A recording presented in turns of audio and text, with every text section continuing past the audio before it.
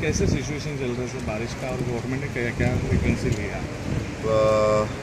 बारिश तेज़ी से गोवा में हो रहा है। गोवा के 3 तालुका में पेडने, बारदेश और बिचोली तालुका में पूर जैसी स्थिति निर्माण हो गई है। यहाँ से जो 10 बिचोली में साड़ गांव में बड़ी बाढ़ की बड़ी समस्या है। 10 घरों के लोगों को वहाँ से माइग्रेट कर दिया है, दूसरी जगह हमने दूसरे लोगों के यहाँ पे शिफ्ट कर दिया है। The same it is in the Bardes, around 20 houses the people have shifted from the Zuveche bed to the other areas.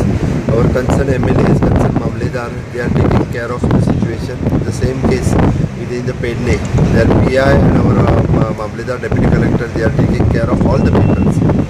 Because of there is a heavy rainfall in the Maharashtra, there is a Tilari dam.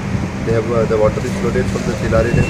ज़्यादा पानी छोड़ने की वजह से यहाँ पे पानी जो है वो गोवा की पूरी नदी में आने के कारण बाढ़ पैदा हो गई है।